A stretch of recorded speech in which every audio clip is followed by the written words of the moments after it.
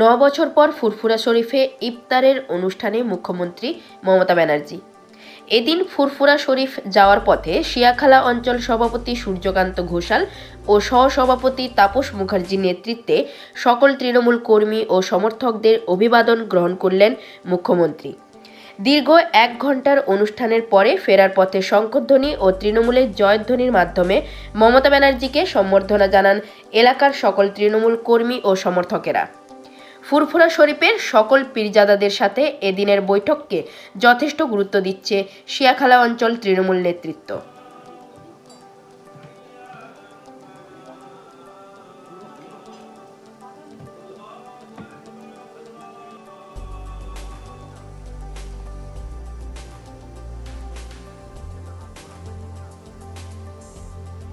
আমি যখন দুর্গা পুজো করি তখন থেকে কোশ্চেন করেন না, আমি যখন কালী পুজো করি তখন থেকে কোশ্চেন করেন না।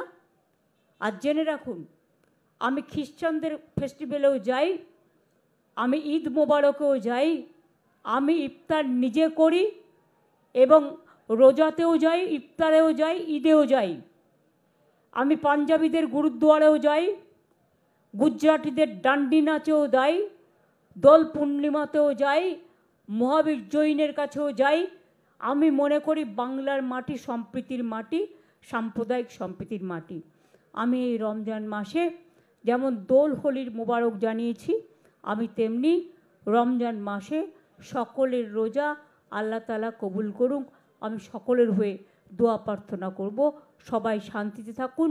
সম্প্রীতি, শান্তি, ঐক্য, এটাই আমাদের বার্তা সবাইকে ভালো রাখার জন্য। আমি ডিএম সাহেবাকে বলবো যে প্রত্যেকটা উদ্বোধন আমি আজকের দিনে, আজকে আবু বকর সাহেবের মৃত্যু দিবস এবং ফুরফুরা শরীফের আজকে একটা স্মরণীয় দিন, আমি আজকের দিনে সাক্ষী রেখে এই সবগুলোকে আজকে উদ্বোধন করে দিলাম। আর বাদবাকি হসপিটালটা পুরো হয়ে গেলে তখন আমি বলবো। আর এখানে আমি একটা পলিটেকনিক কলেজ করার কথা আমায় বলেছিল, যাতে ছেলেমেয়েরা স্কিল ট্রেনিং নিতে পারে, সেটা আমি প্রসেস করব, সেটা দাদার নামে করে দেবো। হ্যাঁ, আবু বকর সিদ্দিকীর নামে। আর একটা বাস স্ট্যান্ডের কথা বলেছে, তুমি এই দুটো প্রপোজাল আমাকে দিয়ে পাঠিও। অনুপের সাথে কথা বলে নাও। না, জাঙ্গিপাড়া না, তুমি জাঙ্গিপাড়া যা হচ্ছে হতে দাও। একটা বাস স্ট্যান্ড আর একটা, হ্যাঁ, ওদের লক্ষ লক্ষ লোক তো বিভিন্ন জায়গা থেকে আসে, সতীর্থরা। একটা বাস স্ট্যান্ড আর একটা পলিটেকনিক কলেজ। হ্যাঁ,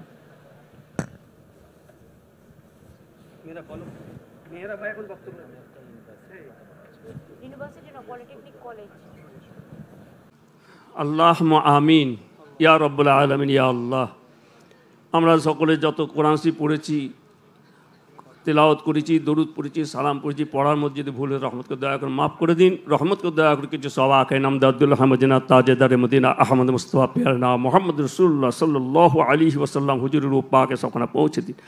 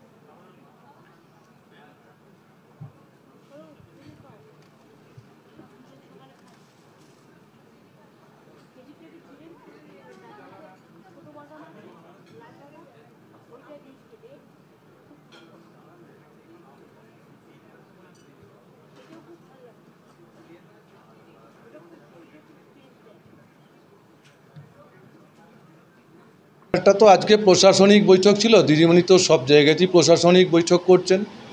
আর যেহেতু আমাদের দেশের যে শাসক দল যেখানে একটা পুরো ভেদাভেদের রাজনীতি করছে, সেরকমই বাংলাতে ওরা একটা অশান্তি সৃষ্টি করতে চাইছিল, ভেদাভেদ বা সাম্প্রদায়িক সম্প্রীতিতে নষ্ট করতে চাইছে। সেই জায়গায় মমতা বন্দ্যোপাধ্যায় একমাত্র নেত্রী এবং বাংলার মুখ্যমন্ত্রী, উনি উপলব্ধি করেছেন যে, এবং তিনি তার পরিষ্কার তিনি জানিয়ে দিয়েছেন যে আমার বাংলায় উৎসব যে যার, ধর্ম যে যার নিজস্ব, উৎসব সবার, ধর্ম যে যার। তো এই জায়গায় দাঁড়িয়ে এখানে সাম্প্রদায়িক সম্প্রীতি কোনোভাবে তিনি নষ্ট হতে দেবেন না যতক্ষণ তিনি বেঁচে থাকবেন। তিনি বলেছেন বাংলার উন্নয়ন সকল মানুষকে নিয়ে হবে। সেই উন্নয়ন দীর্ঘ 14 বছর ধরে চলছে বাংলার প্রতিটা প্রান্তে প্রান্তে, প্রত্যেকটা সম্প্রদায়ের জন্যে এবং প্রত্যেকটা মানুষের জন্যে তার যে সেবা উন্নয়নের মধ্য দিয়ে তিনি বাংলার জন্যে আপামর চিন্তাভাবনা করেন। তিনি বাংলার মানুষ কিভাবে সুস্থ থাকবেন, কিভাবে ভালোভাবে থাকবেন, কিভাবে দুবেলা দুমুঠো অন্নের সংস্থান বাংলার মানুষের হবে, কর্মসংস্থানের ক্ষেত্রে বাংলার মুখ্যমন্ত্রী মমতা বন্দ্যোপাধ্যায় একটা অগ্রণী ভূমিকা নিয়েছে। সেই জায়গায় দাঁড়িয়ে তিনি সেরকমই একটা আমাদের সারা ভারতবর্ষের মুসলিম সম্প্রদায়ের দ্বিতীয় তীর্থক্ষেত্র ফুরফুরা শরীফ, সেখানে সালে সওয়াব হয়ে গেল কদিন আগেই, ফাল্গুন মাসের 21, 22, 23 তারিখে।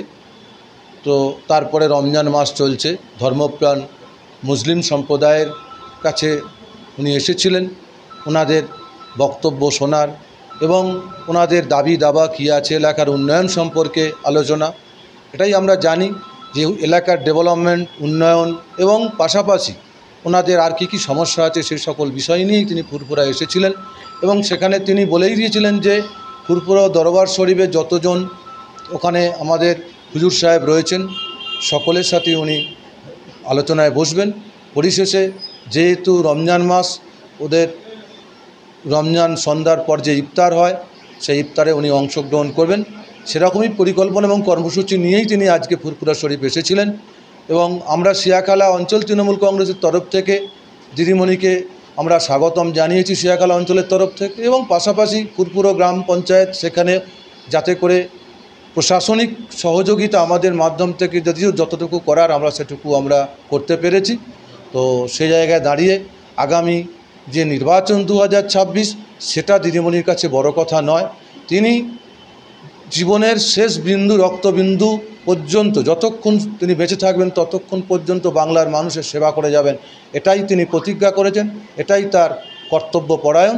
এই জায়গায় দাঁড়িয়ে সারা বাংলায় তিনি প্রত্যেকটা সম্প্রদায়ের কাছে যেমন যাচ্ছেন, প্রত্যেকটা মানুষের কাছে যেমন যাচ্ছেন, সেই সঙ্গে সঙ্গে বাংলার উন্নতির ক্ষেত্রে, কর্মসংস্থানের ক্ষেত্রে তিনি একটা অগ্রণী ভূমিকা নিয়েছেন। না, এটা এক্সেপশনাল, ব্যতিক্রমী কিছু মানুষ আছে যারা সদা সর্বদাই কখনোই তারা ভালোটাকে ভালো বলবে না, সবসময় সমালোচনা করে যাবে। এটা বিরোধী যে যারা স্ট্যান্ড নিয়ে আছে তারা তাদের চোখে দিদিমণির উন্নয়ন তারা চোখে দিয়ে দেখতে পান না, তারা সবসময় সমালোচনা করে যাবেন। তবে আমি মনে করি যে এসব দিয়ে বাংলার উন্নয়নে এবং আমাদের জননেত্রী মাননীয় মুখ্যমন্ত্রী মমতা বন্দ্যোপাধ্যায় কোনোভাবেই আটকাতে পারবেন না। কারণ বাংলার মানুষ, মা বোনেরা যেভাবে মমতা বন্দ্যোপাধ্যায়কে তাদের হৃদয়ে জায়গা দিয়েছে, সেই জায়গায় দাঁড়িয়ে ব্যতিক্রমী 2-4 জনের জন্যে, সমালোচকদের জন্যে কিন্তু দিদিমণির উন্নয়নে বলুন, দিদিমণির যে মানুষের হৃদয়ে জায়গা করেছেন বলুন, সেসব জায়গায় কোনো রেখাপাত করবে না, এটা আমরা নিশ্চিত।